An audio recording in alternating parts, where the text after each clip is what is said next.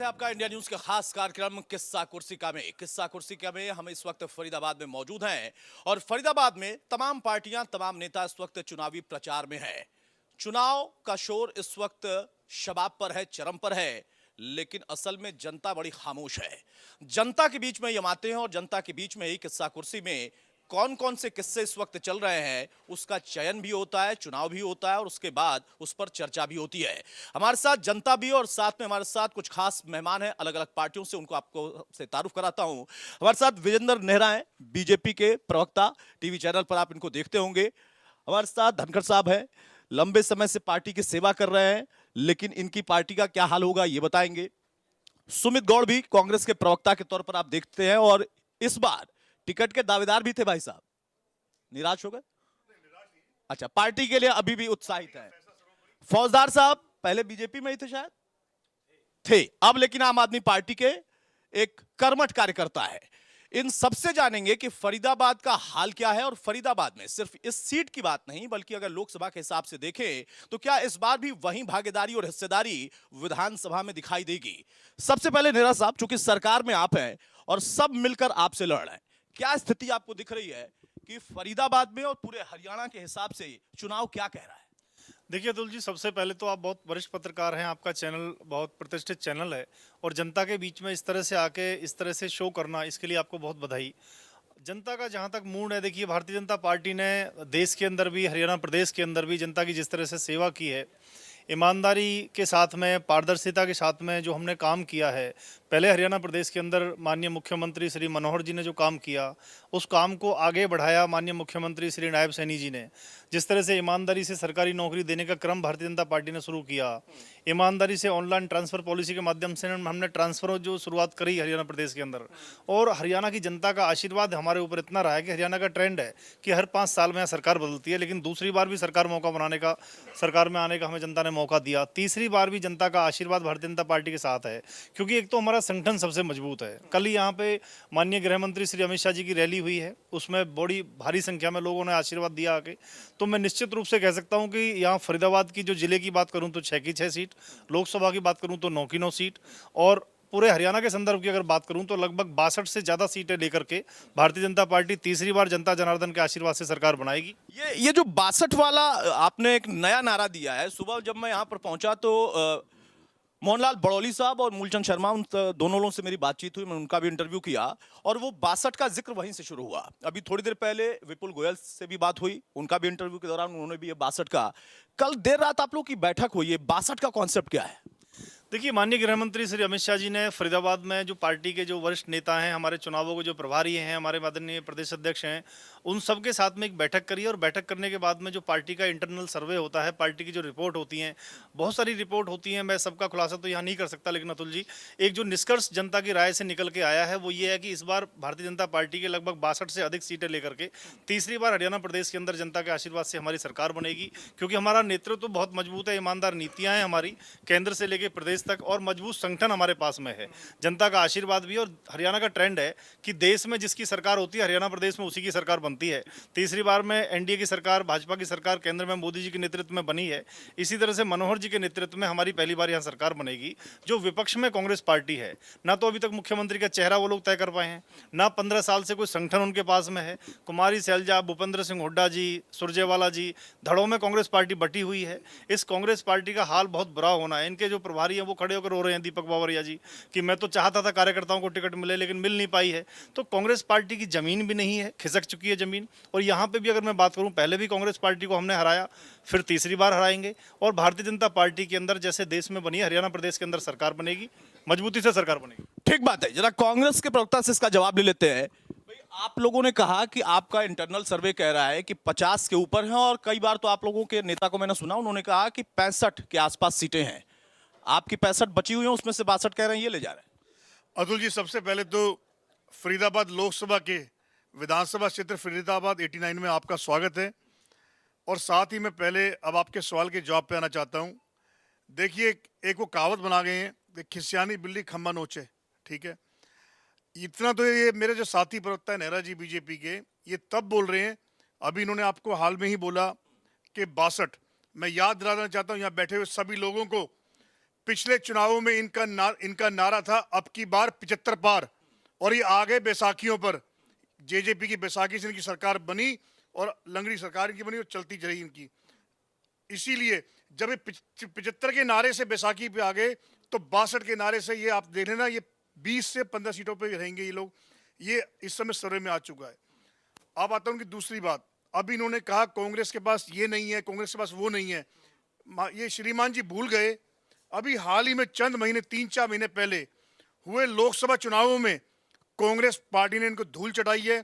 Congress party के 10 में से, मैं बीच में नहीं बोला आपके नेहरा जी, बाद में बोलना आप। उंगली अच्छी, आपकी उंगली अच्छी है, लेकिन अब थोड़ा बोलने दें। आप देखिए हमारे 10 में से 0 एमपी थे कांग्रेस के 2019 में।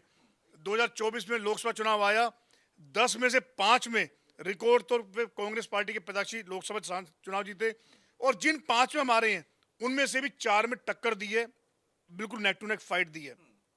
तीसरी बात, अब इन्होंने कहा रैली की बात। अमित शाह जी की कल रैली हुई है, बिल्कुल हुई है, लेकिन मैं कह देना चाहता हूं और बड़े मतलब पूरे सबूत के साथ उससे बताना चाहता हूं, जितनी रैली ग्राउंड के अंदर भीड़ थी ना, उससे ज्यादा तो वहां पे पुलिस प्रशासन और सरकारी अमला था। अमित शाह केंद्रीय नेता हैं बीजेपी के, उस हिसाब से उस रैली में कुछ था भाई, कुछ था भाई, कुछ था भाई, कुछ था भाई, कुछ था भाई, कुछ था भाई। ठीक ठीक है, ठीक है। और उसके अलावा हाँ हाँ हाँ, शांत करें, शांत करें। देखिए ये एक जनता का आ रहा हूं शांत भाई, शांत भाई। आप लोगों के बीच में भी आऊंगा, आप लोगों से भी चर्चा करूंगा। बहरहाल शांत रहे प्लीज। देखिए ये एक मिनट सुमित भाई, 1 मिनट। सवाल इस बात का होता है कि जब आप अपने समर्थकों के साथ जाते हो तो किसी और के भी समर्थक बैठे होते हैं। इसीलिए मैं कहता हूं राजनीति में कई बार उंगली नहीं करनी चाहिए। अब मैं यहां पर आता हूं, अब मैं आता हूं। हाँ, अब मैं जनता के बीच में ही ये जो सवाल है इसको छोड़ूंगा और इस पर जाऊंगा। मेरा एक बार फिर से मैं सुमित भाई से सवाल लूंगा। सुमित भाई, आपने दावा किया और जनता का उत्साह है, आपके बीच है, आपके समर्थक भी होंगे, दूसरी पार्टियों के भी समर्थक हैं, लेकिन जब प्रश्न होता है कि आपने एक आंकड़ा दिया और उस आंकड़े के आधार पर आप अपनी रणनीति बना रहे हैं। आज आपने बड़ी दिलचस्प तरीके से 7 वादों के साथ अपना मैनिफेस्टो जारी कर दिया है, बहुत महत्वपूर्ण है। क्या लगता है, चलेगा? हर हालत में चलेगा नहीं, दौड़ेगा। और देखिए मैं आपको एक बात स्पष्ट कर देना चाहता हूं, और एक बात थी आपने पहली शुरुआत करी थी के विकास के नाम पे यही बीजेपी सरकार, इन्हीं के नुमाइंदे, इन्हीं के मंत्री, इन्हीं के विधायक, इन्हीं के पार्षद, जो कई हजार करोड़ रुपए स्मार्ट सिटी के नाम पे अप्रूव हुआ, पास हुआ, कहां लगा कहां गया किसी को पता नहीं। आज फरीदाबाद में आप कहीं जाके देख लीजिए, आज सवेरे 2 घंटे की बारिश हुई है, और निश्चित रूप से आप भी सड़क से ही आए। हाँ, देखा आपने सड़कों पे हाल देख लिया होगा। बिल्कुल। आज फरीदाबाद का आदमी तरस रहा है, सिर्फ किस बात के लिए? इन बीजेपी को कोस कोस के गालियां दे रहा है। निश्चित रूप से देखिए, झूठ तो मेरे पे बोला जाएगा नहीं। अगर आप बीजेपी के किसी नेता से बोलोगे, वो बोलेगा जी 9 में से 9 विधायक, वो दावा सब करते हम सच बोलते हैं। हमारे नेताओं ने भी बोला 50 से 60 सीट आएंगी, हम 62 तो बोल ही नहीं रहे, ना इनकी तरफ 75 बोल रहे। हमारी सीट आएंगी 50 से 55 सीट आएंगी, और फरीदाबाद में कम से कम 9 में से 7 सीटों पे कांग्रेस। 7 सीटों का आपका दावा है फरीदाबाद से, ठीक है। धनगर साहब, हाँ ठीक है, हो गया। सुमित भाई, हो गया। अरे मतलब और भी मेहमान फिर आऊंगा भाई। धनगर साहब, सवाल इस बात का है कि आप लंबे समय तक सेवा करते रहे। भाई माफी चाहूंगा, आप लोग ऐसे नहीं, बीच छोटे कमेंट करिए, ऐसे नहीं। धनगर साहब, आपने लंबे समय तक पार्टी की सेवा की, फिर एक नई पार्टी आई, उसमें भी आप गए और सेवा कर रहे हैं, लेकिन लड़ ये दोनों ही रहे, कह रहे हैं कि हम ही सत्ता में रहेंगे और नहीं रहेंगे। आप लोगों का तो जिक्र ही नहीं कर रहे, लेकिन आप सत्ता का सुख भोग चुके हैं। मैं आपको एक बात याद दिलाना चाहूंगा कि पिछली बार 75 पार, कई लोग 80 पार बोला करते, तो 80 की तो 40 आई। अब की बार बोल रहे हैं 62, 31 आएंगी। ये बोल रहे हैं 65, इनकी 32 आएंगी। 31 और 32 63। बाकी जो ना सीट हमारी है। आपकी है? हाँ, बाकी 27 सीट हमारी है। 27 सीट है आपकी? 27 सीट हमारी है। और इस बार आप मतलब एक तरफा सरकार बना देंगे? और ये हमारे पीछे पीछे घूमेंगे। हाँ। जैसे पिछली बार जो है अनुराग ठाकर जो है ना दुष्यंत चौटाला जी के पीछे पीछे घूम रहा था, अगर हमारे को समर्थन दे दो, समर्थन दे दो, ऐसे पीछे पीछे घूमेंगे कि तुम समर्थन दे दो, पिछली समर्थन ले लो। तो सरकार दुष्यंत चौटाला जी बनाना चाह रहे हैं। चौधरी देवलाल के सपनों की सरकार बनेगी, डॉक्टर भीमराव अंबेडकर के सपनों की सरकार बनेगी। सत्ता के संग्राम में 2 नौजवान आए साथ, अब की बार न रहेगा कमल, न रहेगा हाथ। और एक मिनट सुमित भाई, एक मिनट, कहीं कहीं ऐसा तो नहीं हो जाएगा कि आपकी भी सपनों की ही सरकार बनेगी? नहीं, सपने में ही? हम सपनों की सरकार नहीं, हमें कितना पिछली बार हमने सरकार बनाई कि नहीं बनाई? बनाई, हमने बनाई सरकार, हमने बनाई। ये पीछे पीछे घूम रहे थे बीजेपी वाले, बनाई कि नहीं बनवाई? और मैं उस समय भी कहता था, आज तक का उस समय का 10 अक्टूबर का देख लेना चैनल, उस पर आप चेक कर लेना। मैंने एक बात कही थी, 40 से नीचे नीचे आ रही हैं बीजेपी की। तो अच्छा 27 सीटें जीतोगे? एक सवाल अच्छा मेरी बात सुनो। मैं आपको आज घोषणा करता हूँ, 35 से नीचे कोई पार्टी ना जा रही, ना कांग्रेस जा रही, ना बीजेपी, ना हम जा रहे। 35 से नीचे नीचे सबका सौदा, और सरकार दुष्यंत चौटाला जी बनाएगा पूरा। अच्छा एक बात बता दो कि अगर इस बार 27 सीटें ला रहे हो तो जाओगे किसके साथ, इनके साथ या इनके साथ? नहीं, हमारे पीछे आएंगे, कांग्रेस आए या बीजेपी देखिए ये बड़ा दिलचस्प था। उन्होंने कहा कि इस बार तो जाएंगे ही नहीं, इस बार पीछे पीछे आएंगे। अब पीछे पीछे आएंगे तो किसी को तो साथ ले जाओगे, किसको? हम जो है पहली प्रायोरिटी कांग्रेस की होगी। अगर ये जो ना इन्होंने कुछ और रोड़ा अटका था, फिर बीजेपी तो पीछे अपने आप। ठीक बात है। फौजदार साहब, आप लंबे समय तक पार्टी के कार्यकर्ता रहे, अब ठीक है पार्टी आपने छोड़कर एक नई पार्टी जुड़े हैं।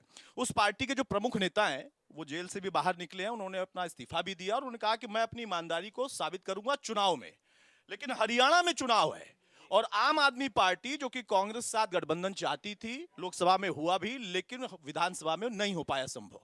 आपका मुकाबला 2 गठबंधन वालों दलों से है और 2 ऐसे दल हैं जो कि इंडिविजुअल लड़ रहे हैं, एक सरकार में है एक विपक्ष में है।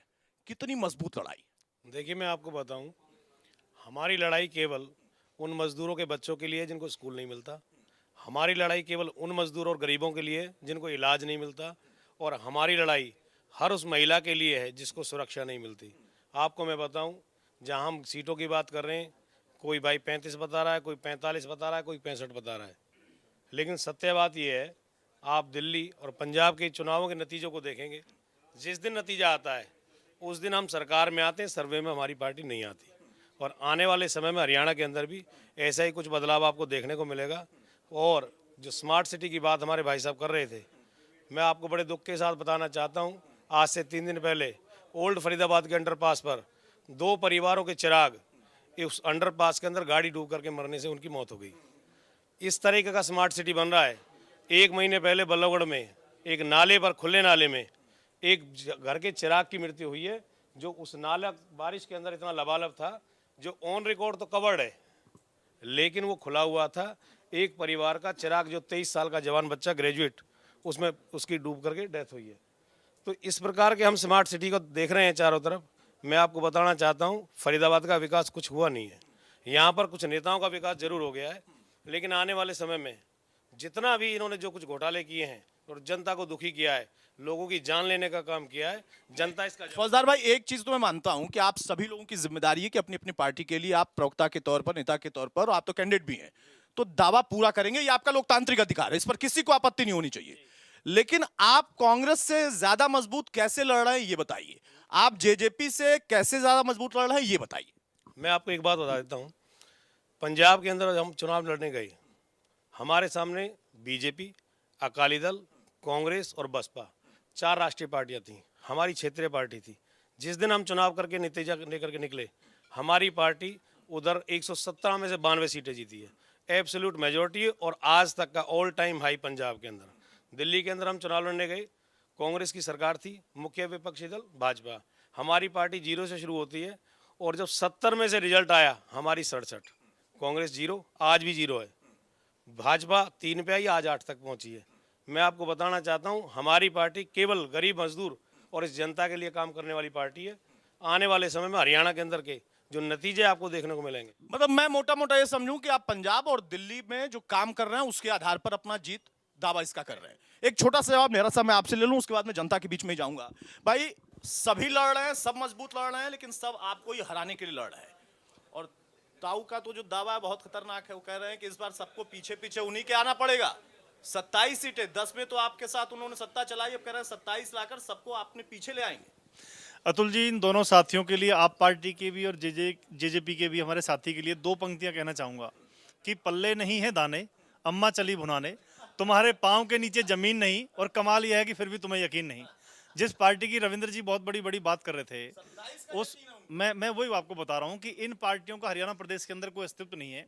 ये आप पार्टी कल 5 सीटें मांग रही थी कांग्रेस पार्टी से कि हमें 5 सीटें दे दो, हम 5 सीटों पे भी संतुष्ट है हरियाणा में चुनाव लड़ने के लिए। अब कांग्रेस ने इनको 5 सीटें भी नहीं दी तो बेचारों को लड़ना पड़ा।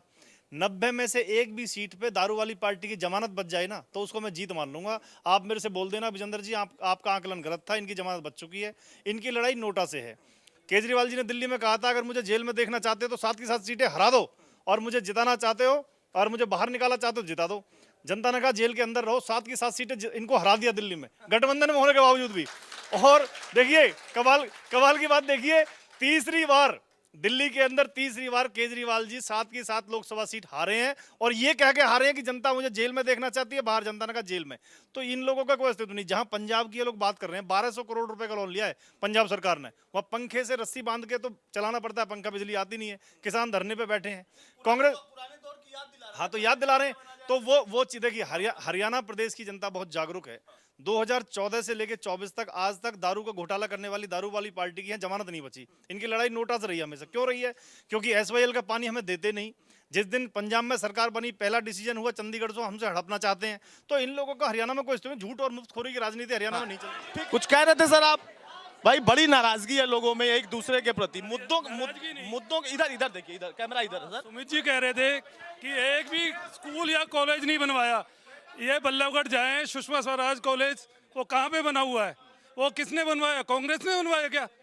3 सेक्टर में स्कूल बनवाया, वो किसने बनवाया? कांग्रेस ने बनवाया क्या? मतलब झूठ की राजनीति ना करे, तथ्यों पे बात करे, तथ्यहीन राजनीति ना करें।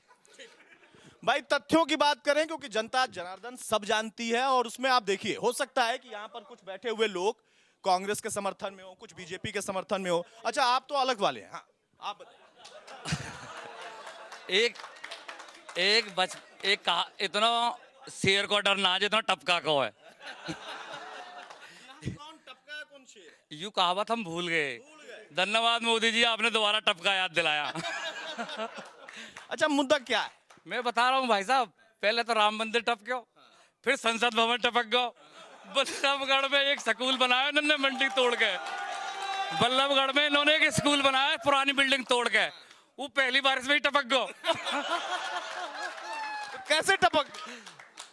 माल ना लगा रहे, सीमेंट ना लगा रहे, रेत लग रहा हुआ में। माल कहाँ जा रहा है? माल गया पेट में। बहुत बढ़िया। देखिए, दिलचस्प है भाई। कुछ और कोई कहेगा? किसी को पूछना है कुछ? बताइए।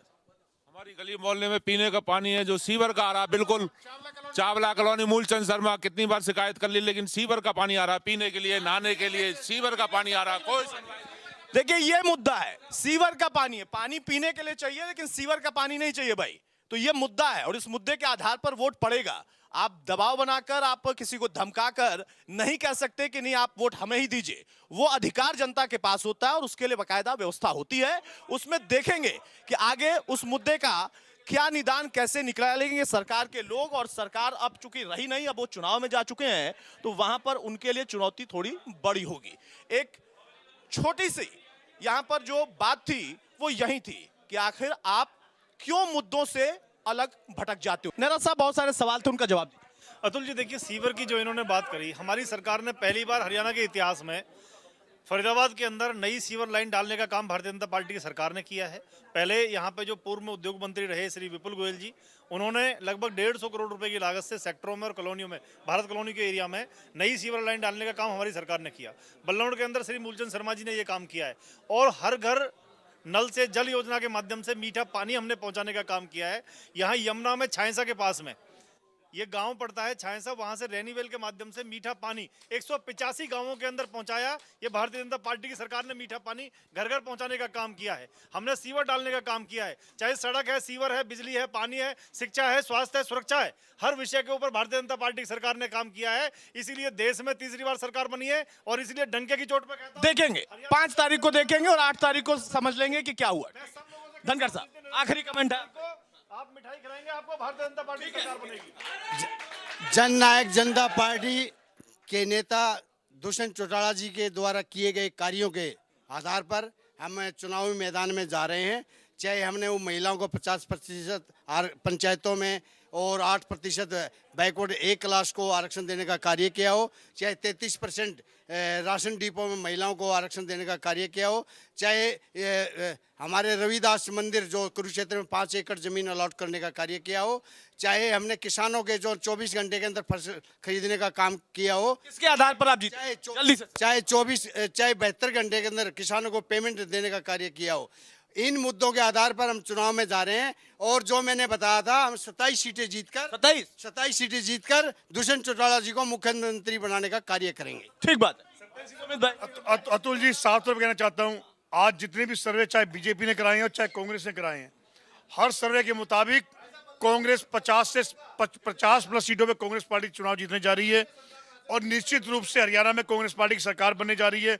उसी बौखलाहट का नतीजा है आज पूरी बीजेपी का केंद्रीय मंत्रिमंडल, और चाहे वो नरेंद्र मोदी जी हो, चाहे वो अमित शाह जी हो, सभी लोग हरियाणा दौरे पर हैं, हिमाचल छोड़ दिया है। इनको अच्छी तरह पता लग चुका है कि कांग्रेस पार्टी की सरकार बनने से अब हरियाणा में कोई नहीं रोक सकता। इसीलिए ये अपनी खिसकी हुई जमीन, अपना धरातल ढूंढते घूम रहे हैं। और आखिरी बात, मैं एक बात जो कहना चाहता हूं, अब लोग समझ चुके हैं, ना तो इनसे महंगाई कंट्रोल हुई, ना इनसे बेरोजगारी कंट्रोल हुई, ना इनसे क्राइम कंट्रोल हुआ, ना इनसे महिलाओं को हो गया। है, और ना ही इनसे कोई विकास कार्य हुए। आप आएंगे कंट्रोल कर देंगे। ठीक है, ठीक है। हम एक बात बोलना चाहते हैं कि हमारा पहला और अंतिम लक्ष्य है, फरीदाबाद के किसी भी व्यक्ति को इमरजेंसी में कोई दुर्घटना होती है तो उसके लिए ट्रॉमा सेंटर फरीदाबाद में खोलेंगे। ये हम लक्ष्य लेके चल रहे हैं। आज फरीदाबाद में दुर्घटनाग्रस्त व्यक्ति के लिए कोई भी सरकारी अस्पताल में व्यवस्था नहीं है, उसको दिल्ली रेफर होना पड़ता है।